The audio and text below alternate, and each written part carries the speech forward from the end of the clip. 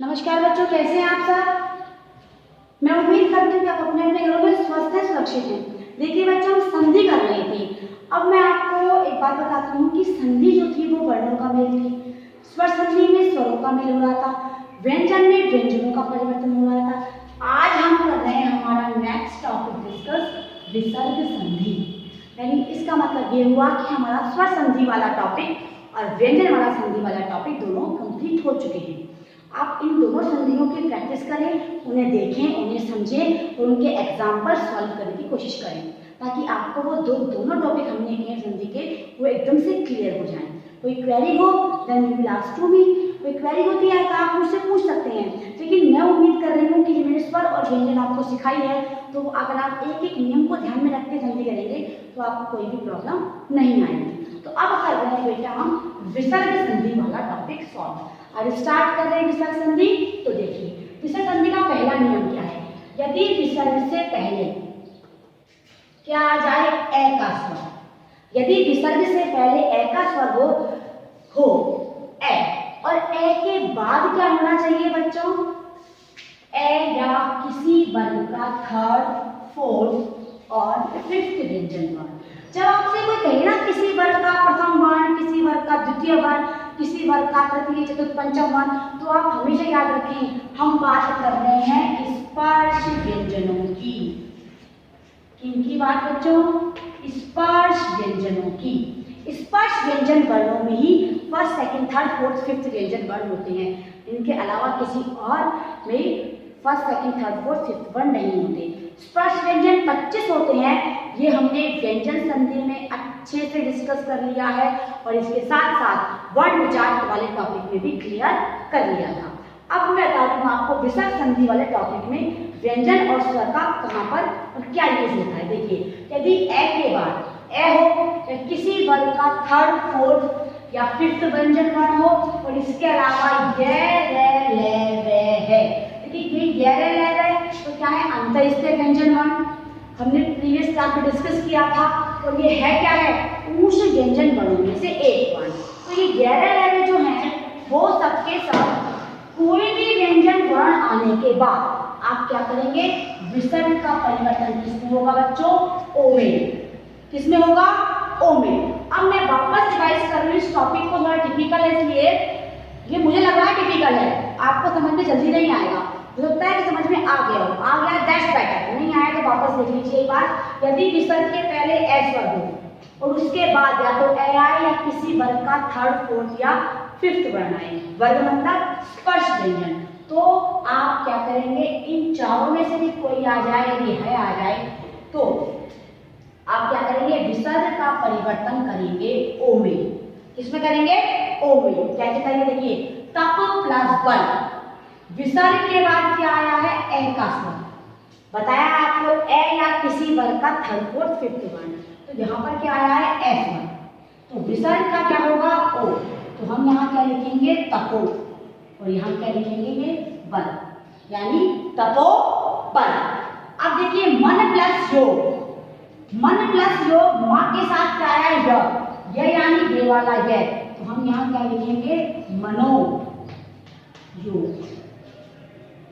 तो मैंने कैसे परिवर्तन कर रही हूँ मैं, अब देखिए सम सर प्लस व, देखिए सर में और ये व में कौन सा है, ये वाला है, तो विसर्ग का क्या होगा, सरोवर।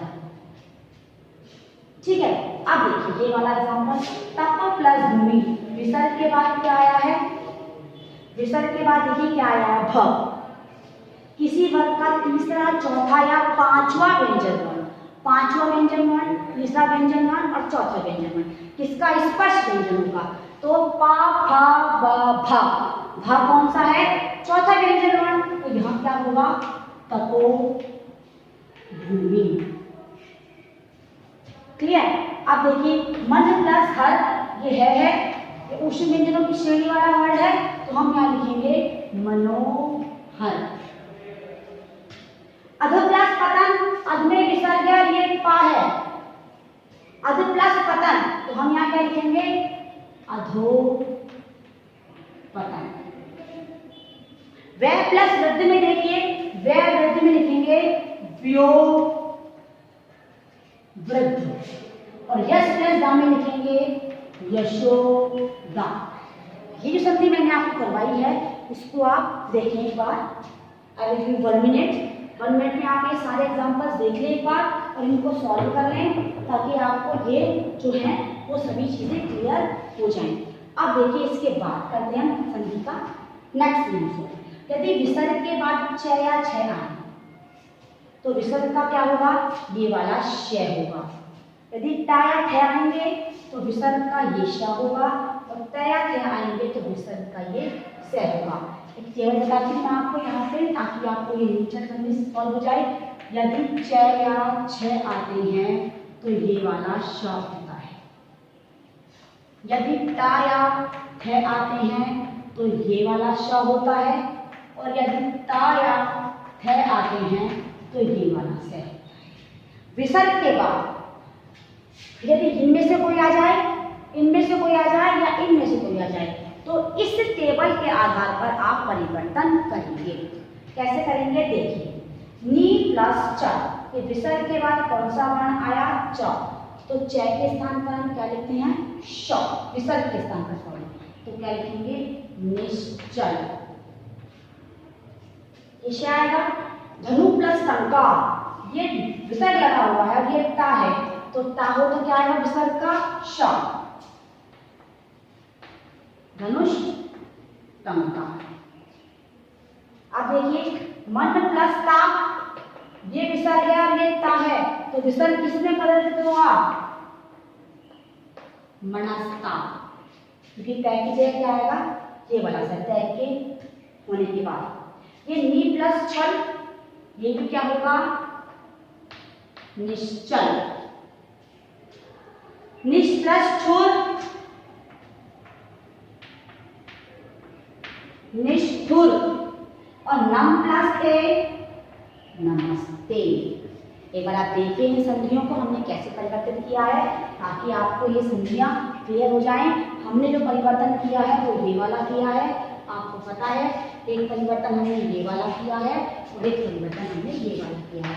ये किया है हमने इस नियम के आधार पर सॉल्व।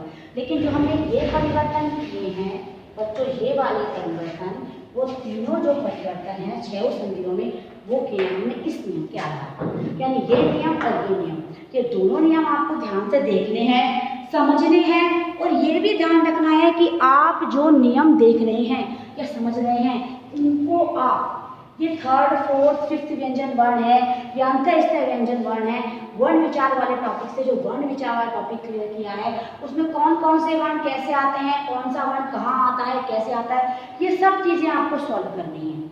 जब तक आप इन चीज़ों को नहीं समझेंगे आप इनको सॉल्व भी नहीं कर सकते। तो आप इसको देखिए, समझिए। आई will give you 1 minute. 1 minute में आप फटाफट इसको देख लीजिए ताकि आपको ये क्लियर हो जाए। जब आप बच्चों को देखेंगे ना तभी आपको ये चीज़ें क्लियर होंगी, अगर नहीं देखेंगे तो क्लियर होगी भी नहीं। देखिए, समझिए, ताकि आपकी जो क्वेरीज हैं वो क्लियर हों। जब तक आपकी क्वेरीज क्लियर नहीं होंगी पढ़ाने का कोई फ़ायदा नहीं है, इंटरेक्शन में कोई फ़ायदा नहीं है। फिर भी यदि आपको लगता है कि इसमें आपको कुछ समझ में नहीं आ रहा है तो आप क्या करेंगे, आप गूगल मीट के मुझसे पूछ सकते हैं कि हमने कैसे कैसे सॉल्व किया। पर एक बार आप इसको देखिए, समझिए और हर एग्जाम्पल को सेल्फ सॉल्व कीजिए। संधि सीखने का सबसे बड़ा और अच्छा तरीका कौन सा है बच्चों, आप ये संधि का नियम लिख लें और ये संधि के एग्जाम्पल्स लिख लें। उसके बाद ये जो सॉल्यूशन होता है ना बच्चों, ये सॉल्यूशन आप खुद करेंगे। जब तक आप ये सॉल्यूशन खुद नहीं करेंगे ना तब तक आपको संधि समझ में नहीं आएगी, क्योंकि practice makes a man perfect. जब तक आप प्रैक्टिस करेंगे तब तक आपको चीज़ें समझ में आएंगी। जब आप प्रैक्टिस नहीं करेंगे तो आपको चीज़ें समझ में भी नहीं आएंगी। आप ये समझिए, करिए। आज की क्लास में इतना ही। Thank you and have a nice day.